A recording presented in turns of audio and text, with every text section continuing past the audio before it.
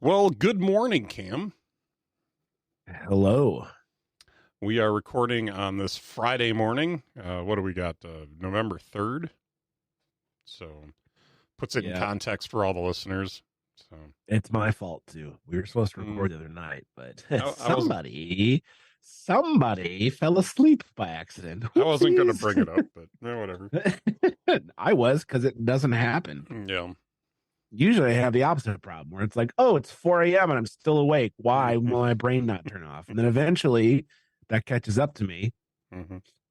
And every once in a while, I just fall asleep early because my body's like, oh, you really do need sleep, turns out.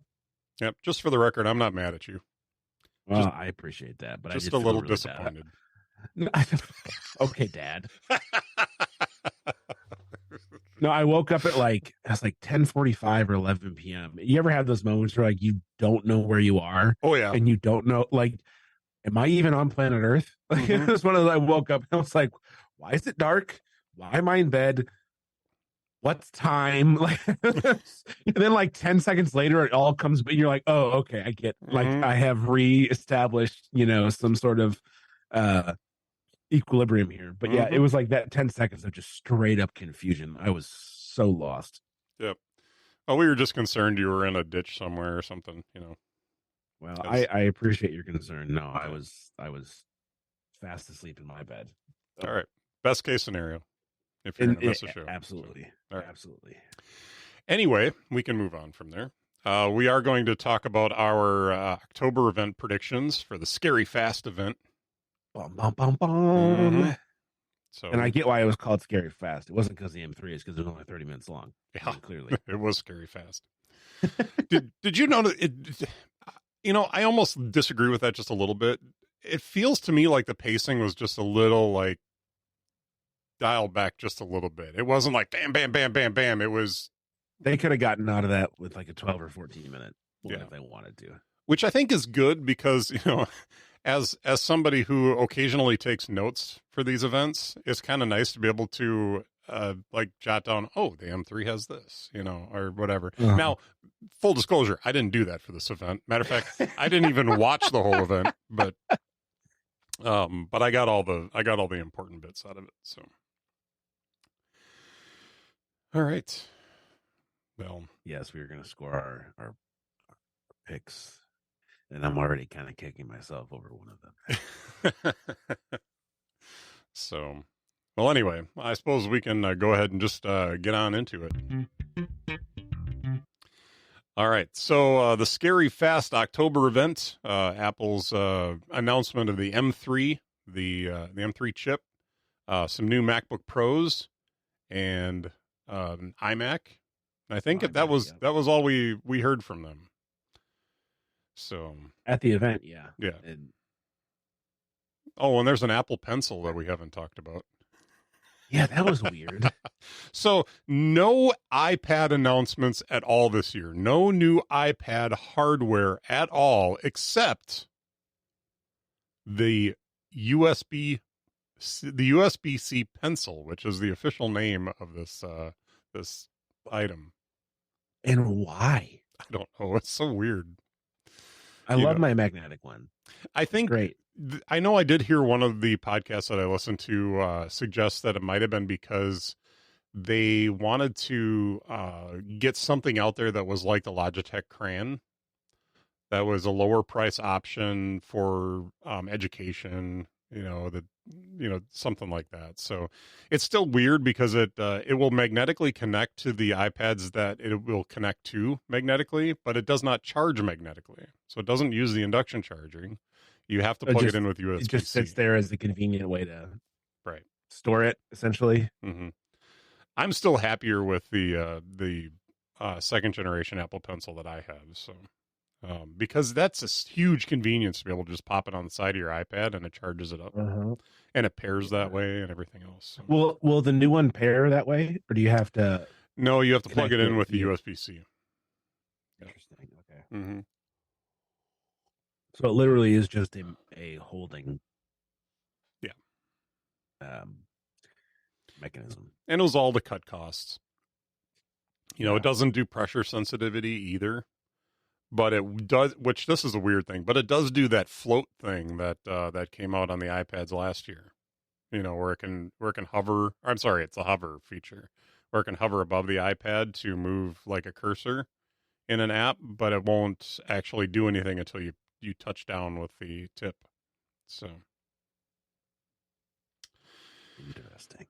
Anyway, let's go ahead and take a look at our picks for Monday's event. Oh yeah. So we did 3 wildcard picks, 4 wildcard picks. I'm sorry.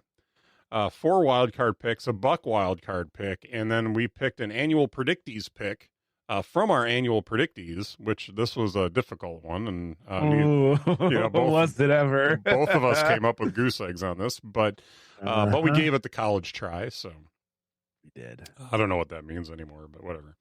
Lots of drinking. I think it means staggering debt in a degree you're probably not going to use. Yes, the old college try. All right. Indeed. So my prediction, and I want to talk about this a little bit because I think that there's a narrative to touch on here.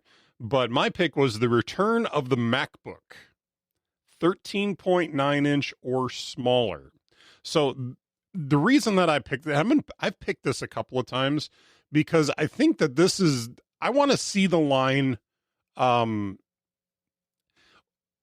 Apple's got a problem. Here's all I'll phrase this. Oh, hot take. Apple has a problem. And the problem is that their branding is kind of disjointed between the different lines of a product they offer. So I can understand when maybe having mobile stuff that has kind of some branding on it, but then your computers, I think, should have branding that has some consistency between the lines.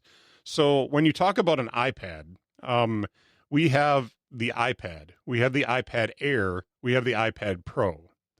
So, and even within the iPad, there's the 9th generation iPad and the 10th generation iPad that are currently for sale. But let's just look at those 3. You have the iPad, you have the iPad Air, you have the iPad Pro. So it would make sense to me that if you're going to have a line of MacBooks, let's have a MacBook Air, and a MacBook Pro.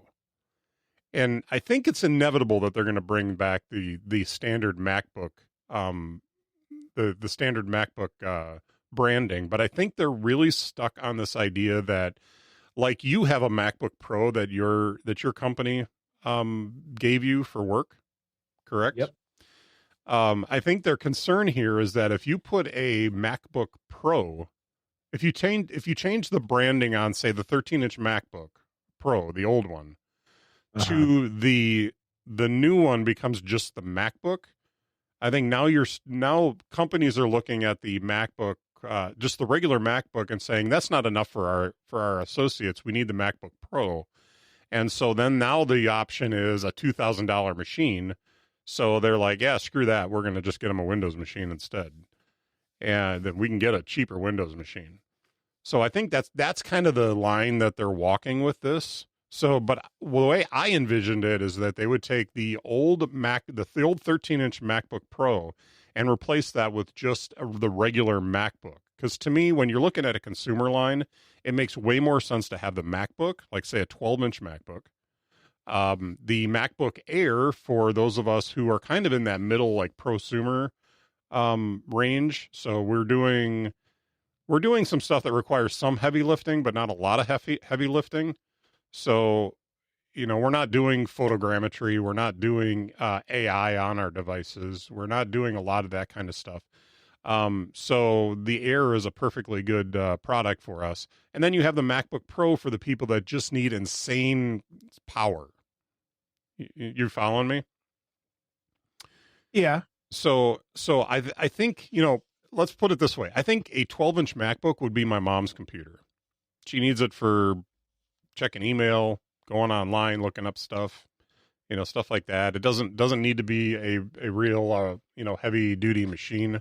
You could even price it at like, say, $899, or $999. Well,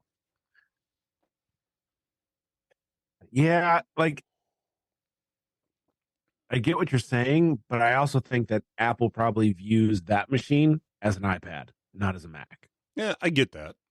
But, But there's situations where the iPad is just not the right product. It's just not the right thing.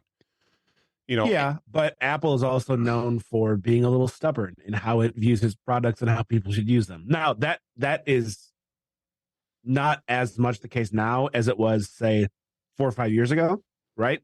When everyone was crapping on the state of the Mac and the keyboard and yada, and they have turned around and turned the Mac into an absolute beast of a lineup. So I guess what I'm saying is I see it both ways. I would not be surprised at all if next year we see an entry level MacBook come back, but I also wouldn't be surprised if we didn't, because I think your points are totally valid. Like I see your reasoning and it makes sense to me, but Apple doesn't always seem to follow, like that sort of reasoning. And I get your argument about, there's the iPad Air, the iPad Pro, the MacBook, like that all makes sense on paper. I just don't know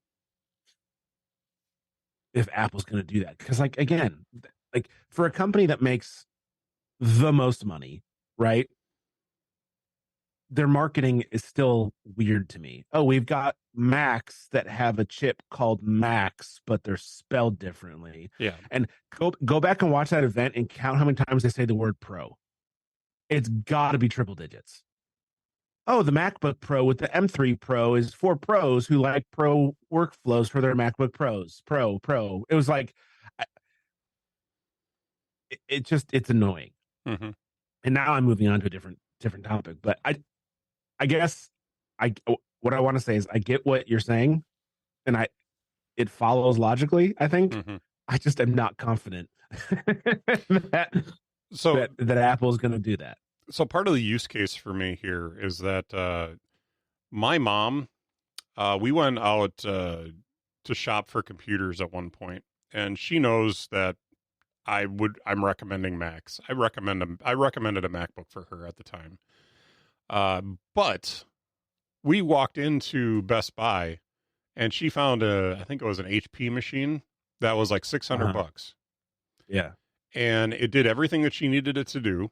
It was a perfectly good machine, and I told her, I was like, well, if you buy this machine, I'm not going to be able to support you on this machine, because I can't, it won't be as easy for me to, get the stuff taken care of for you. So you will need to, be able to take it up to the Best Buy and have them, take care of it for you and stuff like that, which is going to cost money. And she was okay with that. She's like, well, I'm only paying $600 right now. And I says, well, the machine that I would recommend for you is, I think it was like $999 or $1199 or something like that. Because that was the lowest end MacBook. And I showed her the iPads and she was like, well, I'm not comfortable with that. That seems like too much work to do, to do what I want to do. I'm not comfortable with I want a regular computer. Yeah. And so whether you can make the argument either way that, an iPad is certainly can be considered a regular computer, or, I don't know that they had all the keyboard stands and everything that they have now to try and make it into a legit laptop like that. But I mean, they were available, but they, Apple wasn't pushing it that way, and they didn't have the trackpad support and all that kind of stuff at the time. But for me to have this conversation with my mom and say, no, you need to spend nearly twice as much money to get something that's going to do the same thing as what you're buying was a hard conversation, and years later, it was funny because I was having a conversation with my mom about it, and I was looking into a new laptop, and I said, how's that one been working out for you? And she said, oh, it's been great. I said, so just out of curiosity, when we were looking at machines, I was looking at about a $1,200 machine for you, or $1,000 machine, I don't remember which. And you bought a $600 machine. How much money have you put into it since you bought it? And she's like, well, we go get it like reformatted every year, and we've had some issues with malware, so we've had to take it in and have it cleaned out and stuff like that. And she kind of went through a list of things that she had done. And I said, well, how, like, ballpark, how much money did it end up running you? And she's like, well, this thing was like $200 to do, and then this other thing was like $150 to do, and I was like, so what, about $600 maybe? I was like, you wouldn't have had to do any of that with the Mac, and you would have paid that up front and not had to worry about any of that garbage that you dealt with after that, taking it in, spending the time, spending the money. I was like, I don't want to be the guy that's like, look at me, I'm the guy on the right here, but you spend the money either way. But at any rate, what I'm trying to get at is to have a better entry level, we'll call it regular computer in her parlance. I think there's an advantage to that. It would be a great machine for college students that are going to school that just need it for writing papers. Don't need to be doing 24K streams of video to for their film class or something like that. Multiple streams of 8K raw video. Yeah. So I think there's a place in the lineup for something like that, but I don't think you're wrong in the sense that Apple probably doesn't see it that way. They want to push the iPad for that use case. So, but I think they're losing sales in the process. So, or they're getting pushed up into the Air, which then they're spending more money than they want to spend, or not spending it. Yeah. So, anyway, let's move on. Your pick in that round was a refreshed iMac. Ding. Yep. Yes. I almost forgot. Yes. All right. We did get that. So I forgot to give me a no before too. No. All right. So I got my no for the MacBook. So the new iMac, now supercharged by the M3 chip, which stunning 24-inch display, which is exactly the same as the old one, just with the M3. Yep. Yeah, they just revved it, which I'm cool with. Yeah. It's been 2 years, so they're so skinny, these new iMacs. They're almost I shouldn't say new, like this is the same design as 2 years ago, but like I haven't checked on them in a while. Mm-hmm. They're like itty bitty. Yeah. That's crazy to me. I love looking at them from the back. I kind of hate looking at them from the front. That needs so much context. So the iMacs have that dark color on the back of them.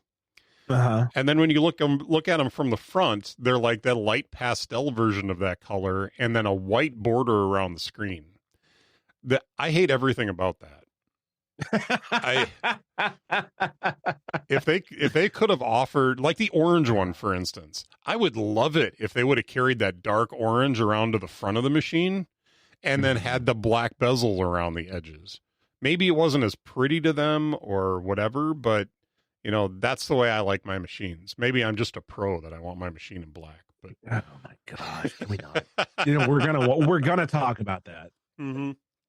So anyway. My next pick, I totally woofed on. New AirPods. So we got nothing for wearables in this event. Yeah. So yeah, 0. Oh, sorry. No. So I got 0 points for that one. And you, the hero pick. You want to? The M3 chip is announced. Yes. All right. So we got the M3. Boy, chip. Was it? Yeah. It was the star of the show. So one could argue they've pretty much announced the entire M3 line now. Obviously they didn't announce the Ultra, but all the Ultra is 2 Max chips attached to each other. So unless they decide to do something different with it, but Well, and I think they're going to save that for if and when they rev the Studio or the Pro again, right? Yeah. Mm-hmm. Because those are really the only machines that get that sort of monster chip. If it's me, I save that for the Mac Pro and a possible iMac Pro if they decide to release another one of those. Oh, that was a one and done, wasn't it? It was. It'd be nice to see it come back because it's got a lot of people that are really wish they had that option. But maybe in a 32-inch display instead of a 27-inch display. That's a big computer. Yeah. Yeah. Beefy. I'll tell you, this 27-inch iMac that I'm sitting in front of right now has its moments of being just too big. Especially when I'm on Zoom and full screen with a group of people. That is big. Like the worst part is when I log in and like before you and I get on the call, I log in and all of a sudden there's a 27-inch version of myself staring at me. That is very off-putting. Yeah, as opposed to like the over 6 foot version of you in real life. Well, I don't stare at myself, so that's true. Yeah, it's just a little weird. So, but anyway. No, the M3 based on they love their fancy charts that don't really. Oh, it's the same things at 1/4 the power or 1/5 the power. You know, that's their big selling point, I guess, with these versus the Intel or other leading PCs or whatever. Is how much power they get by consuming less, which is why they get stupid crazy. I think like the MacBook Pro is 22 hours of battery life or something like that, which is nuts, right? So it is really interesting, and I'm curious. Do like the PC companies care? Like Apple makes such a big deal out of this, right? About how much more power they get from their chips without using as much power, which is a bit of a confusing sentence. And you don't have the giant charging bricks that like gaming laptops do, and the fan, like the thermal structure and all that sort of stuff. And Apple makes a huge deal out of all this, which I get. But like, do the PC companies care, and do people that are buying those PCs care? I guess that's my question. You know what I mean? For me, and I can't speak for gamers because I'm not really a hardcore gamer by any means, but for me, it would make more sense that, if you're going to do PC gaming, you do it on a PC and not on a laptop. How often do these guys go to other places and need a portable computer that can have that kind of I mean, but the and gaming need to be off power. Right, but gaming laptops get made and they get purchased, and they have all the crazy, like light up, backs of the whatever, which is, that's a thing, and that's a choice people make. Well, I can understand if like people are doing the old school LAN parties, or if you need a machine that's. I mean, you need a machine that's portable. Or gaming laptops are expensive. Yeah. So it's not a matter of like price, because MacBook Pros are very expensive as well. I guess I had the thought while I was watching it. They're making all of these points, right? It's way better battery life, and Mac and Apple's making. They're trying to make gaming on the Mac not a laughable thing anymore, which it has been for a long time, right? Like they're really trying hard to get gaming on the Mac to be respectable, if not, more so. But I guess I'm just curious because I don't have a gaming laptop or anything like that. Do these points at all change the landscape for folks that are into that sort of stuff, or for the companies that are making? Like, are they even trying to compete in that regard, or do they just not care? Like, here's your laptop with your giant fans. Here's your giant charging brick. Go Modern Warfare yourself. Like, I just don't know. That's not really a world I'm a part of. So I'm just curious, because Apple just seems to be just like driving that, just hitting that same nail on the head over and over. So clearly they think that it's important from a marketing standpoint, but I'm just curious if people care. You know what I mean? And I don't have an answer to it. I'm just asking. My thought is that most of the time, if let's say if I were to go do gaming somewhere, and I would need a portable machine to be able to game with other people or whatever, I don't see too many situations where I have to depend on the battery for that. But I will tell you, as somebody who has my charger down in my studio here, and sometimes my laptop sits up or my MacBook sits upstairs in the living room for a bulk of the week, it's nice to have that long battery life. Oh, no, yeah. No, I totally agree. There's weeks where my MacBook is off the charger from Sunday afternoon or Sunday morning until probably sometime on Friday or Saturday. Where I come back down here and I plug it back in because the power is getting low. Now, there's other days, those are weeks where I haven't used it real heavily. But there's other, weeks where I use it really heavily for a couple of days and then I have to bring it down here and plug it back in, so. Yeah. So there it is, folks. All right. The M3 chip was announced. Getting back to where that conversation came from. Exactly. It's like, how do we get back to where we started? So the video, my next pick was the video will be 80 minutes or less. Yes. By a long shot. By a lot. So it came in 30 minutes and some seconds.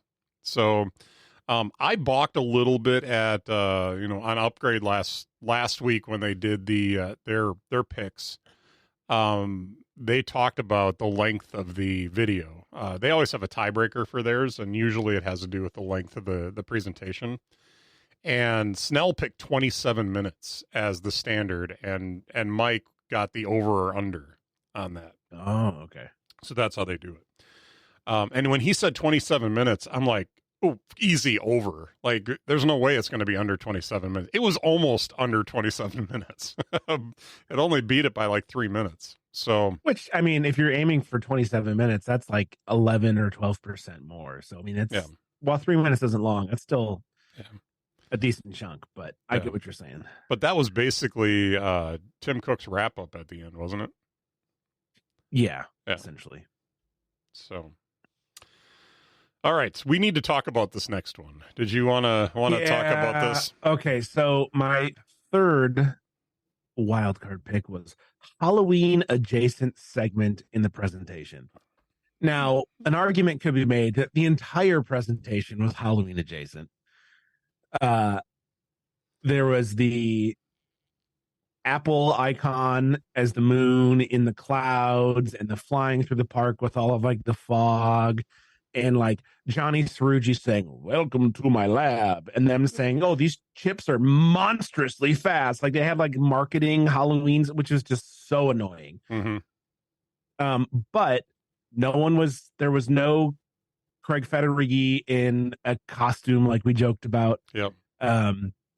There was no explicitly over the top Halloween reference. There was just lots and lots and lots of really veiled Halloween references. I mean, yeah, there was like tongue-in-cheek references. If you went back and watched this event in 10 years and didn't know it was on Halloween, would you know it was the night before Halloween? I mean, if I had to like answer that, like what, like if my multiple choice was this a spring, fall, summer, or winter event? I would say fall, 100%. Oh no doubt. I mean, because again, you've got everything had that like otherworldly, like foggy, smoky stuff, and it was at night. Everyone was in some shade of black, whether it was gray or black, which we'll get to on my next pick. Yep. But yeah, so there was a lot of unnecessary Halloween-esque references that did nothing for the actual announcements, which I still don't understand why this was at night. Like there was never the payoff of why it was at night, other than it was the day before Halloween, so we wanted to do something little spooky, which has nothing to do with any of the product announcements. Like they only leaned into it like a little bit, but like I don't know. I guess here's what I will say is I don't get the point because I said Halloween adjacent segment. Yep. If I just said Halloween adjacent, I would have gotten the point. But there was not a segment that was dedicated to the fact. It was just kind of sprinkled throughout the whole show. And so I think for that reason, I don't get the point. And I can't believe I just argued against myself. Yep. Well, I think I think you're right. You would have made that argument anyways. Yeah. I think you're right that if you read it verbatim, it's Halloween adjacent segment, and there was no segment that. No. The closest we got was Johnny Cerrugi saying "Welcome to my lab," but that's his accent. He should have said "secret lab" or "secret lair" if we really wanted to go for it, right? You know, which was I should have. I'm going to tell you, I really loved the theming of this event. I did enjoy the misty, dark Apple Park. I don't know. You know, but I feel like once he said "Welcome to my lab," it should have been like the classic, like Halloween, like sting, you know, or like the organ. Yeah, if they really wanted to do it, like cheesy, old school, like black and white Halloween movie style. So full disclosure, I was driving home from work when the event was on, so I had it on in the car in a picture-in-picture window on my phone, which basically I couldn't really see it, and that was part of the point. I didn't really want to be watching it while I was driving it, but I was listening to it in my periphery. But when I first glanced over there, I saw like little orange things and red things and stuff like that on the tables, and I had to go back and watch it because I was like, did they actually theme the whole lab to look like Halloween? Or was it just what was in there had kind of a look to it? And it ended up that they were just, the stuff in the lab just looked a certain way. But there was a real brief moment where I was like, oh my gosh, did they really lean into this Halloween thing where the lab looks like he's got like people's, toes in jars on the table and stuff like that, or what, which they would have never done. But I was like, dang, I think they might have done something fun here. And then I went back and watched it, and I was like, oh no, it was just a little fun, not a lot of fun. So, but it was almost, to me, it was almost like the Undertaker inspired version of a Apple event, because it had the mist and it was dark. And Tim Cook took 8 minutes to walk on stage, walking through the mist. But oh my gosh, who would be the Apple version of Paul Bear? Eddie Q? Clearly, it has to be Eddie Q. Eddie Q. You're right. There's nobody better. Oh my gosh! Oh, that's the mental picture I have right now is just wonderful. Oh, I'm there for that. Oh, that mustache and the super pale skin. Oh my gosh. And then, of course, Eddie Q's got like his crazy shirt on. Like the costume is only his face, and then it's the normal, and he's dinging.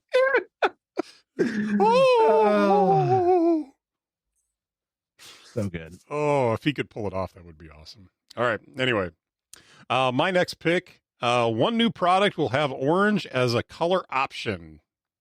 And of course, I put in parentheses because I had to. So this is becoming on brand for me to pick something about orange in the event. So I'm leaning into the new orange iMac with the M3. And so I gave myself that point. Yes. All right. That's fair. All right. So now we got to talk about that John Turnus wears a black shirt.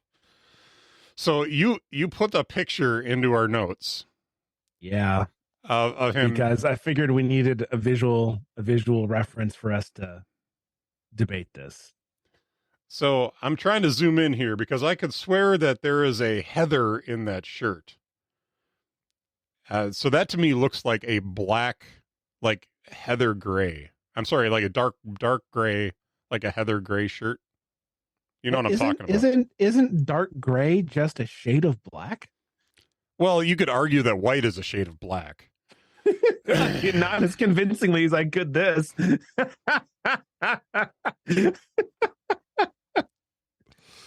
This clearly looks like a... I was going to say, it doesn't help that I took the screenshot against an absolutely pure black background. All All right. Dang it. I was convinced I just put John Turner Squares black, and I didn't realize I put shirt in there. Are you asking Google does gray count as black? I am trying to get the Because like here's the annoying thing. He wears black at every single event. And at the one event where everyone's wearing black, he pulls out a charcoal gray shirt. Like, come on, John. This was a lock. This was like the pick I was the most confident in. all right, I'm trying to get I can't get the color picker to just do hex values. It wants to do native That's what values. you're working on. All right, so black should be 000, right? Even the black in the Yes. background isn't 000. I've got 879, but this is based on What? display native values. No, that's way too light. Oh no, well that okay. So these are not hex values. No, okay. I was gonna say because yeah, like an 8. No, I'm not even sure how to check there. the That's hex like values. that's like a medium gray. Yeah, no, that's for sure. This is a different thing. I was trying to get. Let's see. There's an app on the Mac for this, isn't there? Isn't there like a color scope app? I'm putting another picture in the. Are you putting your Photoshop picture in there now to make it look like it's black? No, this is just from later in the presentation, where the shirt does look slightly darker. But all right, so far I'm striking out on getting this right here. I am going to put the picture in Photoshop though and get a hex value for it. Well, that's what I'm working on right now with Pixelmator. So I guess the question becomes, what hex value is considered the breaking point between black and gray? Oh, This is making for thrilling radio. well, I will say that the color picker here is showing me, and this actually rings true because there's a bit of a green tint to this shirt. Mm-hmm. Here, I'm going to drop this in there. Look at how freaking close that is to black. Look in the show doc. Yeah, that still looks like gray though. It is right on the border. So let's be real here for a second. You're arguing over winning by another point. Duh. I don't want to tie, but I don't get the point. It's fine. We can move on. Yeah. All right. I just want you to know how close I was and how much John Turnus let me down. Oh, I think you should go listen to the connected episode from last week. Oh, really? About John Turnus. Oh, really? Mike has an unhealthy obsession with John Turnus. Yeah, that's weird. But, whatever. Yeah. All right. Well, I am not giving you that point. Yeah. Oh, wait. No, that gives us a tie or gives you a win. Yeah, if I get it, I win. If I don't, we tie. Man, hence my willingness to make this podcast awkward for the last 6 minutes. It's dark gray. It's dark gray. I'm not messing around with this anymore. It's dark gray. All right. So that's really the last pick for us to talk about, because the last two picks that we picked are our Buck Wild picks and our annual predictees picks. We've got none of the points for those. So I chose the release date. There will be a release date for the Vision Pro. Yep, we didn't get that. And we got a very, very, very veiled reference at the end when Tim Cook was wrapping up. Something about, this is I'm totally like paraphrasing, but like, we've announced great products this year, and something about like totally changing the way people interact with technology going into the future. And like, he didn't say Vision Pro, but like, duh, that's what he was talking about. Yeah. But yeah, no release date. And there was no live performance, so you missed that one. Yeah, So. I totally whiffed on that. But I was just like, I was trying to think what would justify the 5 p.m. Pacific time. And again, nothing in the show or in the presentation even remotely suggested as to why they did it at night, other than they wanted the nighttime vibe in the, but like, it's not dark at 5 o'clock in California. So like 8 p.m. Eastern, yeah, it's dark out. 7 Central, yeah, it's dark out. But like, I don't understand why they went at night. I think if they would have filmed this event the way they filmed it and put it on in the morning, it would have been awkward. But like, they dipped their toe in the Halloween pool. You know what I mean? Yeah. And I get they didn't want to be like hitchy about it. It just, a lot of the international press kind of complained that, like, for instance, this event was on in midnight in the UK at 1 o'clock in the morning in Rome, where Federico is.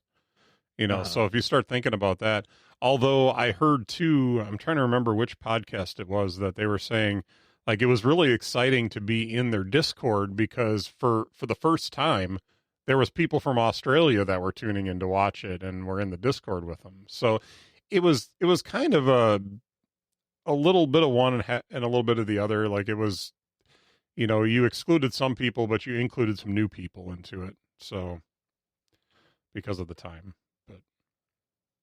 Yeah. So anyways, all that to say, I thought there might be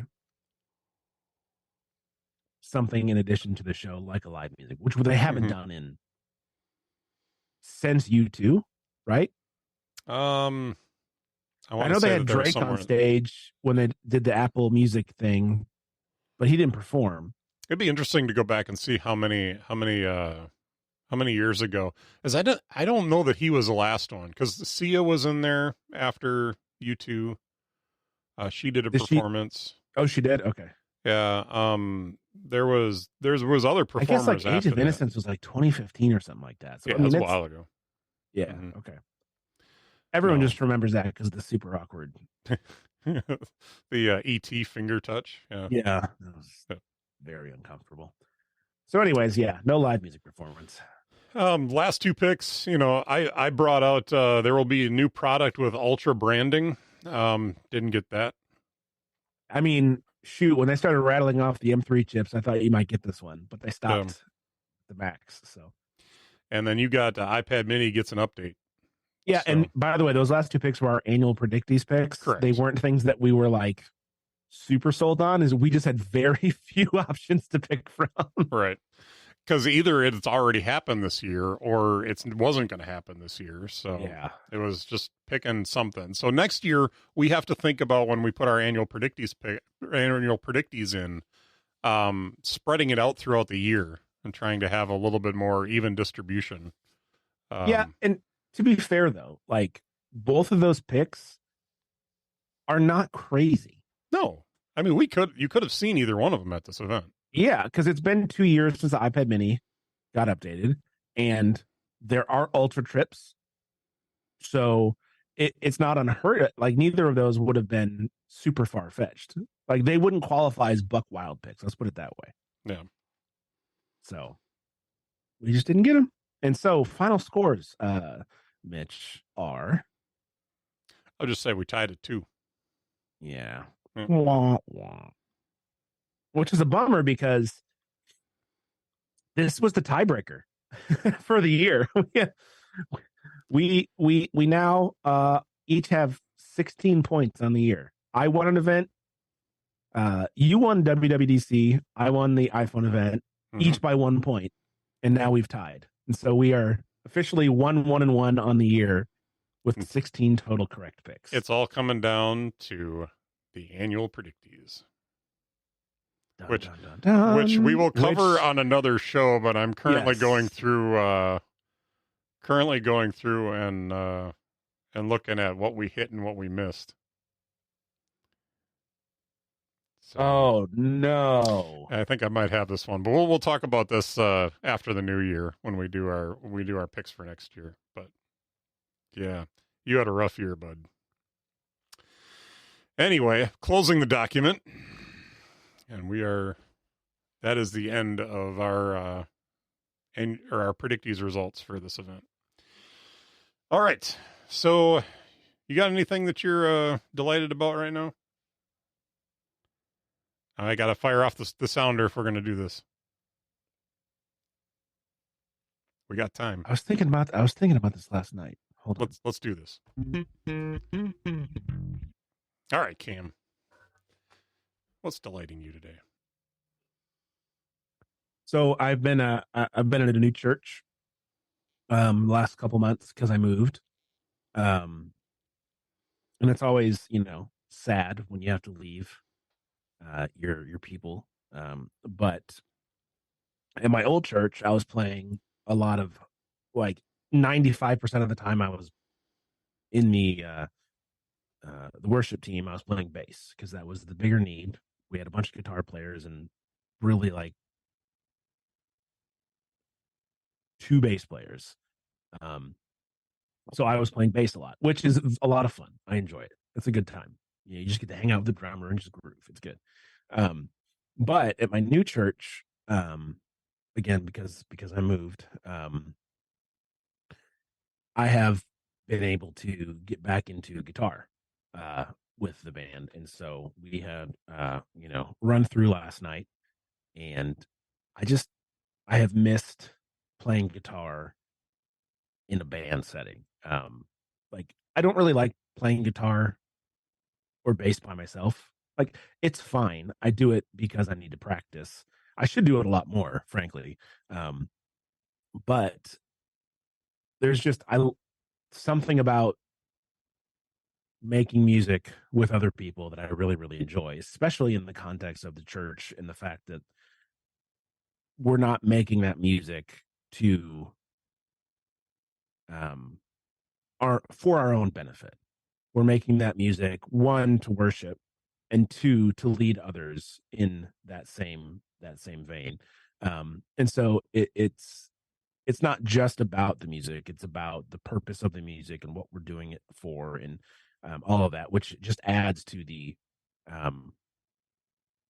enjoyment and experience and all of that. And I have enjoyed very much getting back to guitar and finding new sounds and ways to add atmosphere to the music, and figuring out how to add pieces that help and when not to play, and just all of the dynamics that go into all of that. And I've got a couple of pedals that I'm really, really enjoying. I've got a Strymon Big Sky, which is like a reverb pedal that can do some crazy stuff, and I've actually been able to make a couple custom presets that work really, really well in a worship setting, that I'm really enjoying playing with to help again with just like atmosphere and that sort of stuff. So it's just fun. I like it, and I'm happy that I'm in a place where I get to serve in that way. And it's just good, man. I just like it. So that's what's delighting me. The snow's not delighting you, Our snow's gone. is it? It snowed on Halloween. Mm-hmm. And it stayed until about 10 or 11 the next morning when the sun came out and melted it all. Yeah. How much did you get? Because I know Chicago got hit. What stuck was about a half inch. We got a lot more. A lot of it melted before it started sticking. Mm-hmm. Because like we had flurries on and off all day. And like when I was driving home from picking my daughter up from school, there was, the straight on snow where it feels like you're not moving. Yeah. Like you're driving, but you get that weird like optical illusion where it feels like you're not moving because the snow is coming at such a steady. If that totally freaks my brain out. I can't Yeah. handle that. I feel like I need to not be driving right now. This is weird. What's the worst is when you see that at night. Oh Because yeah, you can't see anything else around you. no. And there was one time, and I was coming back from my parents in Detroit back to Chicago, so driving west, and of course the wind blows west to east, so you're driving headlong onto it on 94, and I had to pull off the road because it was messing with my head. Like Mhm. I was like, like it was breaking my brain. I just couldn't handle it. Yeah. Because I'm like, I know that I'm doing, and we were all driving slow. We were doing like 45 or 50 because, Right. Anyone who drives full speed in that weather is an idiot. There's a few of them. Oh, and they were all in the ditches. I drove past at least 6 of them that were in the ditch because they lost control, and but yeah, I had to pull off the road at that because it was just totally screwing with my brain. Yep. Yeah, that happens quite a bit around here. Now, we supposedly got around an inch here, and nothing stuck. There was a little bit in the grass behind my employer where I work. Mm. But for the most part, like just before that, I had to leave for work. It snowed pretty heavy, but nothing really was on the roads. So I took the slower way to work. I got 2 different ways I can go. I can take the interstate, or I can take a country road, and I took the country road to work that day, just so that I didn't feel pressured to do 70. So, but it wasn't an issue at all for us, and it was gone by the end of the day, really. So, yeah. Poor Milwaukee got like 5 inches. So, yeah. I had no idea, dude. It just churned right over. It was coming off the lake, like just the way the storm was turning. It was all coming right off the lake and hooking right around over Milwaukee for a good hour or two, and they got it bad. So anyway, I had one of our drivers at work got stuck in Milwaukee. Wasn't able to make his appointment that day. That's just God punishing them for getting Damian Lillard on a basketball team that was already really good. Okay, well, that's fair. That was. Hey, you got Detroit Lions doing pretty well this year, so let's go 6-2, baby. Yep, unbelievable. Mm-hmm. Oh, I'm all for it, man. I hope you guys do well. The only games I hope you lose are the ones against the Packers. So no, otherwise you can have the rest of the year. We're already 1-0, so we're like what 4-2, or 2-4 rather. So yeah, we're not going anywhere this year. Some growing pains this year for you guys. Yeah, we're giving everybody else a chance. Wow, man, it's like the apocalypse up here. Let me just say that. Because people are just like, oh my gosh, we gotta get rid of Love. Love sucks. Right? People are just going like losing their heads over this. And I'm like, guys, settle down. It's okay. We don't have to have a winning season this year. Let them work out some issues. And can we do a sports tangent for a second? Sure, absolutely. Okay, because here's what I find interesting is you guys have been spoiled in the sense that you have had 2 Hall of Fame quarterbacks for like 20 years, right? Between Rodgers and Favre. I don't know what the exact years are, but that's not what? You're not wrong. I don't know what the exact number is, but you're not wrong. It's been a long time. It's been a while. Because Favre, you guys won the Super Bowl in what year? Late 90s? We had won the Super Bowl in 96 and went to the Super Bowl the year after that and got beat by the Broncos. And I think we got a Super Bowl with Rodgers as well. Did you? I don't remember what year it was, but yeah. Okay. Let me look it up real quick. Go ahead. But my point is this, is like your run at quarterback since it's been more than 20 years. It's been like 25 or 26. With Favre is unheard of, right? Like I think of like Montana and Steve Young out in San Francisco as like maybe the other comparable example. But you guys have been spoiled in the regard of high quality quarterback play. And like that's something that as a Lions fan, I've never experienced, right? And so I just think it's funny that, you know, you, you're having a rough first 6 games of the season. And to your point, it's the apocalypse. Yeah. Like eventually the pendulum is going to swing back the other way. There's And it's been so good for so long. And granted, like other teams have won more Super Bowls in that stretch, Patriots, but you still have 2 in the last 25 years, right? 3.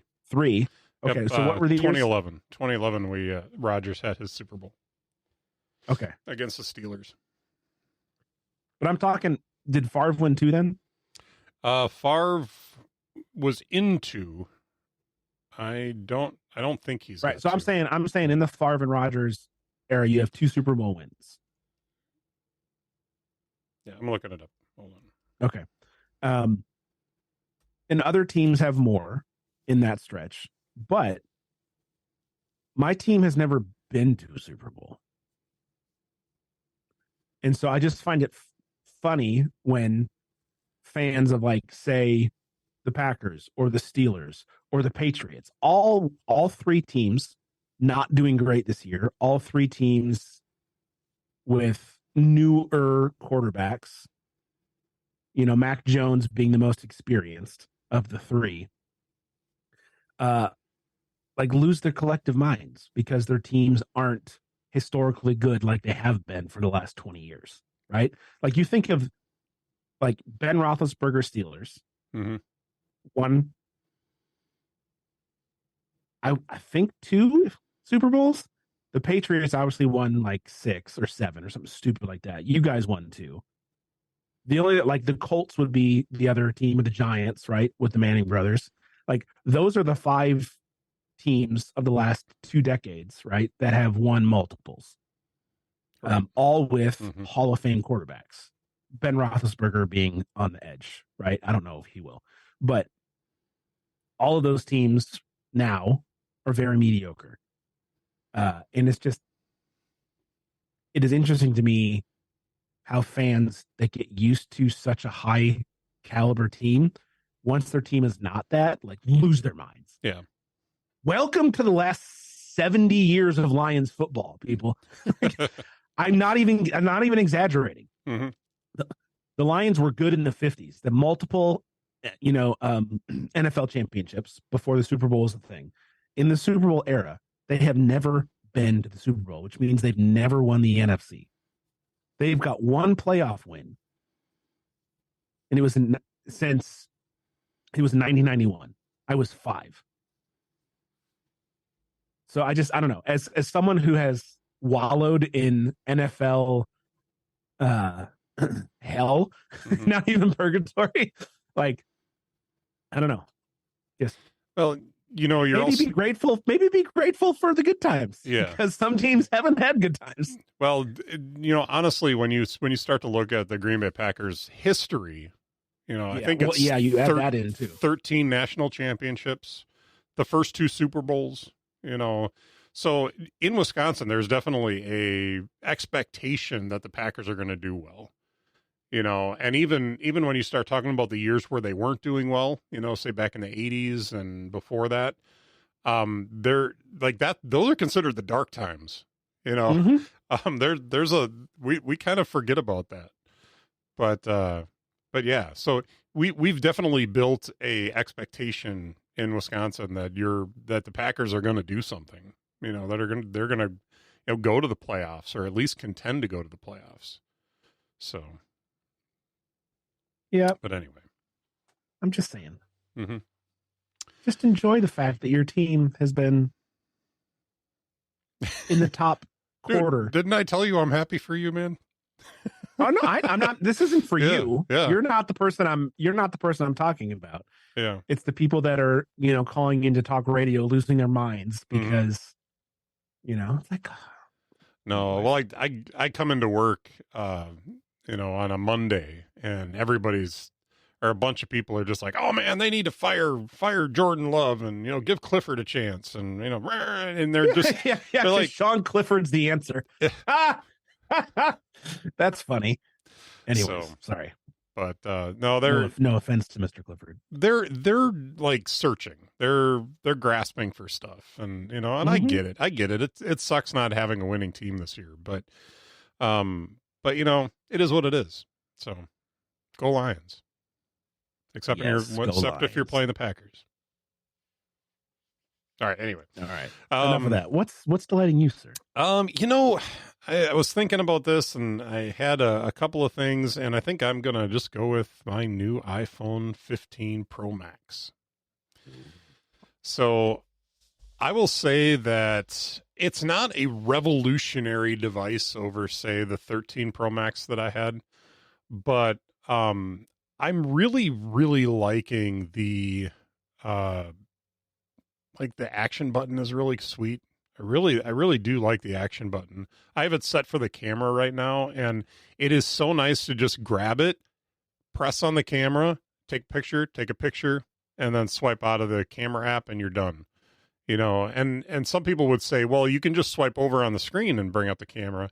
It's almost like you're doing more than one action, because you swipe over on the screen, then you tilt it over, and then you line up your shot, and then you take the picture. Whereas you can just grab the camera, hold that button down, and just start taking pictures. It's just a little quicker motion. So, I'm getting pictures now that are, I may not have gotten with my 13 Pro Max. The 5x optical zoom is nice. You sent me the widest, the same picture at the widest angle and at the most narrow, and that was pretty impressive. The range. And that was just to the 5x. That's where the optical zoom stops. You can go up to a 25x digital, which looks like garbage, but you can do it. I was at work one day, and there was two guys standing behind the building talking, and this was on the other end of the building. And I was like, I can't tell who the one person is. I could tell who the other person was, but I couldn't tell who the one person is. So I grabbed my phone and I zoomed all the way in to the 25x digital zoom, and I could kind of make out who it was. So that was interesting. But that 5x optical zoom is really nice. So. Definitely when I'm taking pictures of, say, my cats from across the room and I want to get a much closer picture of them, I don't have to jump up out of my chair and walk over and get closer to them. I can zoom in real easy, which with cats that have an attention span of a gnat is a good thing, because otherwise they're going to jump up and run away before you get the picture that you're looking for. So, but I'm trying to think what else on this device I've really been enjoying. What else is new on it? Oh, what's new to me, at least, is the always on display. I'm liking that. My wife, like I said last episode, my wife turned it off right away, but I like the idea that I can set it down on the couch next to me, and I'm sitting watching a show in the morning, and I know that I've got to get ready for work at a certain time, and the clock is always right there. So I can just glance over. I don't have to tap on the screen. I don't have to do anything. I can just glance over and see it and go back to watching whatever I'm watching. And it works out really nice. There were times where I would actually set my iPad mini up on the couch with a clock app, so that I could keep track of what time. That's a lot of times if I'm playing video games, I do that so that I keep track of what time it is. But yeah. What other features are new? The standby, I haven't really found a whole lot of uses for yet. Maybe, but normally when I want to use standby, I'm using my iPhone as for continuity camera. So it's not quite as useful, because I could be using it right now, but I'm using it for continuity camera right now so that you can see me in high definition instead of the crappy little FaceTime camera.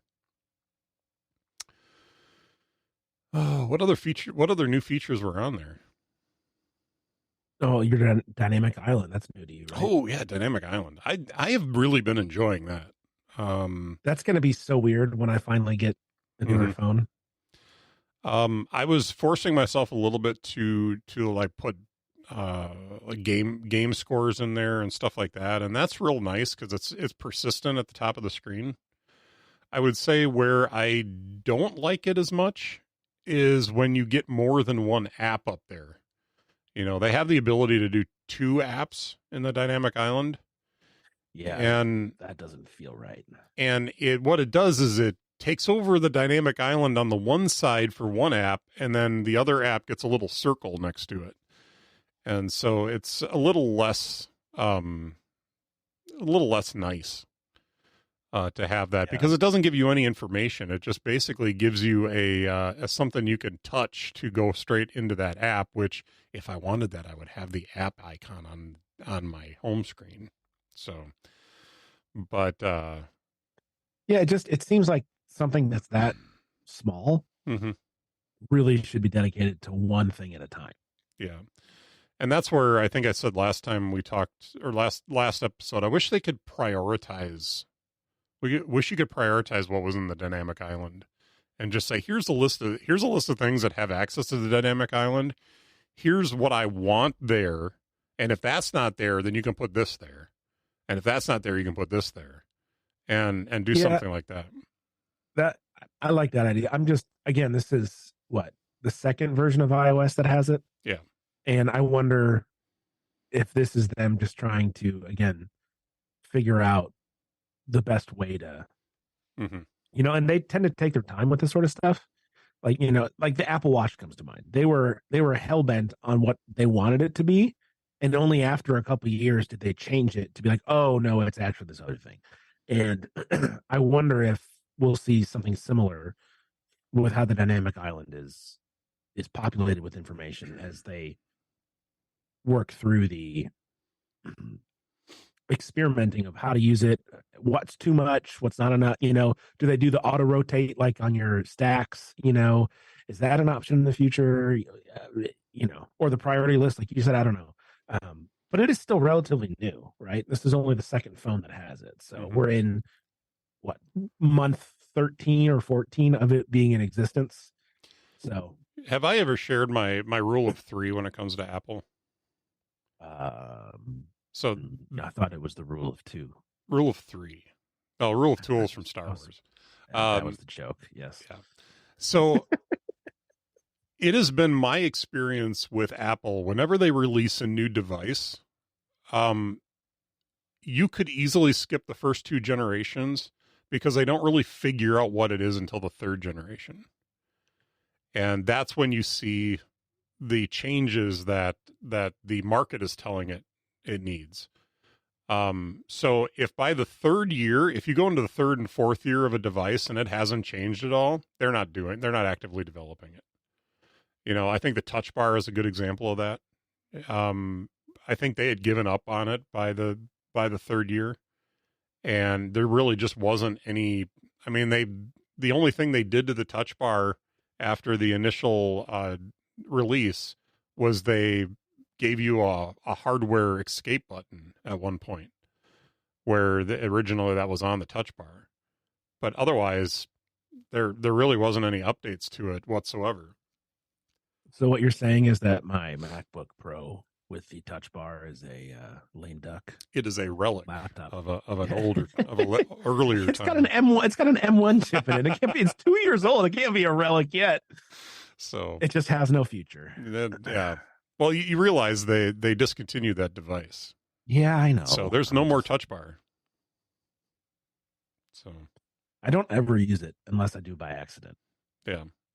And that's what a lot of touch typists are saying, is that the only time they ever use it is if they bumped it by accident. And I'm trying to remember who was saying it. I think it was Andy Ihnatko on MacBreak Weekly this week.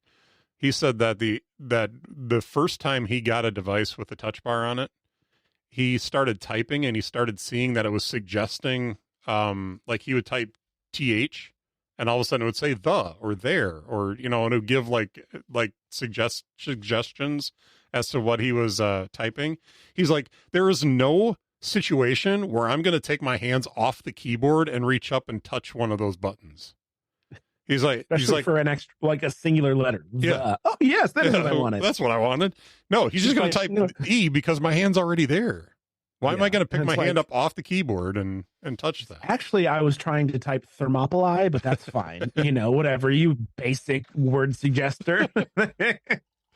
So, I think it was just I think it was an idea to say, here's something that we could potentially do something with. And then it just never surfaced to do anything. So my favorite thing about the touch bar was the original demo, and they had the guy that makes the DJ app for like the iPad, and he was using the touch bar like it's like in no situation is any professional DJ gonna use the touch bar on a laptop to So here's no, they're going to use their actual turntables. I was going to say, my God, there's a hardware device for that, is there not? Oh my gosh, I was like, this is actually happening. Yep. It was unreal. Yeah, I was laughing so hard. So I've got a hardish out in about 10 minutes here. So there was one other thing that I wanted to talk to you about today, and it's more because I'm thinking about purchasing something out of Christmas money this year. And I want to get your take on it. Now, do you have a Stream Deck? Yes. Okay. How useful do you find it? I rarely use it. Okay. So I do a few things. We have a Stream Deck at church for doing our live stream, which has really simplified things for my team. So because I put together just this nuts setup for our live stream, and so now they just got a set of buttons that they can hit to get to different things. So it's simplified things down some. But in a scenario like that, it's very helpful. Yeah, but I'm seriously considering, for multiple reasons, picking up the Loupedeck Live S. Ooh, the Loupedeck. Yeah. So the fancy knobs on it. So the Loupedeck Live S has 2 knobs. It has 15 buttons, I think, if my memory serves, and then or 15 touchscreen buttons, and then 4 hardware buttons on it. And the reason that I've been thinking about getting this is because when I do Zoom calls like this, when I do a lot of other things, and even editing in Adobe Audition, I can use it for that, because they basically put all your, it's software or app aware. So you can set it up so that if you're in Adobe Audition, it automatically puts all your shortcuts on the screen for you and stuff like that. I don't know if Steam Deck does that, or Stream Deck rather. If Elgato does that with theirs, but I know that Loupedeck does. And but then during the Zoom calls, like right now, what you're seeing on the video is actually going through Ecamm Live first. So I'm using the virtual camera feature in Ecamm Live. And the reason I'm doing that is because I can come in here and I can move my camera around and adjust where that's at. I can adjust color and brightness, and there's a lot of different like fine adjustments that I can do with that I can't do in the other software that's available. I can also give you continuity camera. I can give you my FaceTime camera, which looks like garbage side by side. I have another camera that I do not have hooked up right now that is in there.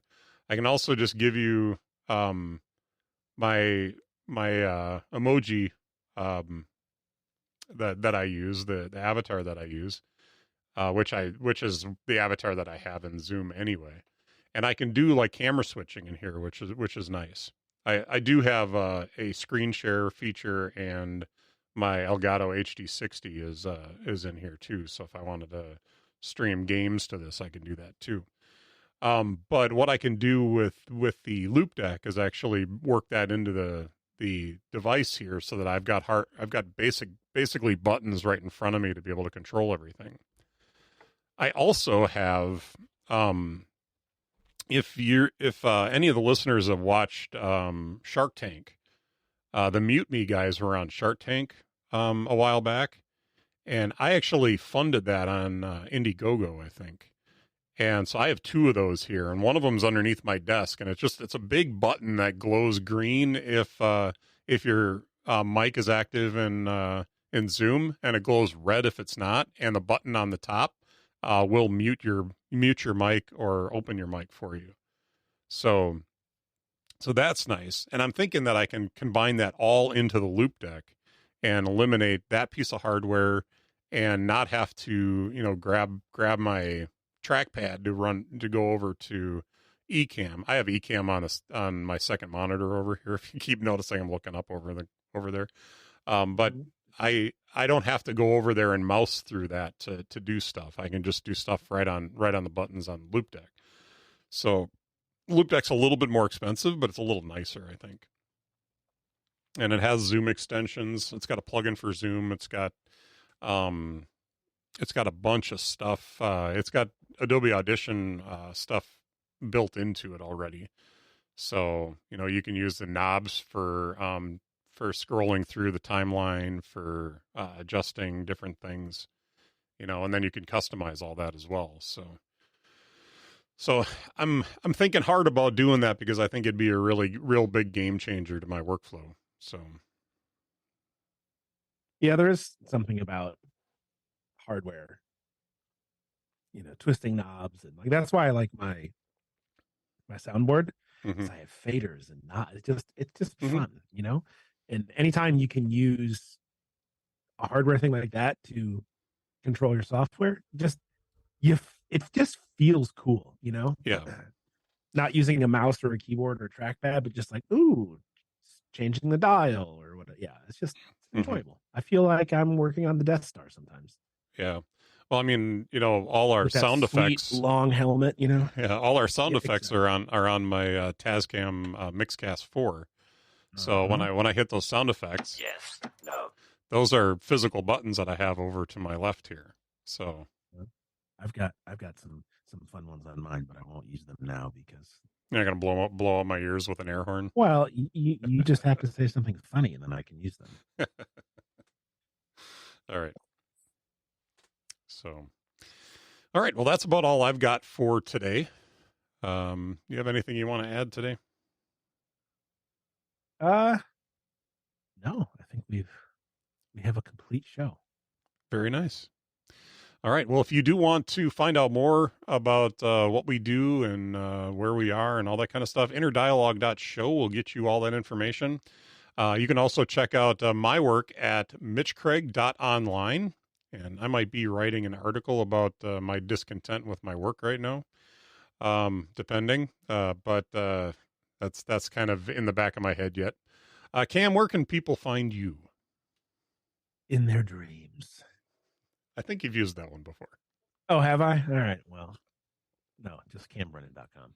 CamBrennan.com. All right. Yeah. Cam, it's been good. I'm actually kind of glad we tied because I had a little anxiety over who was going to win today. So I'll be happy with an overall tie for the year, and we'll see. One of us. We'll see how the annual predictees turn out at the end of the year here too. So yeah, I know why you're happy we tied today. Anyway, it's been fun, man. We'll see you back here next time. Indeed. Cheerio.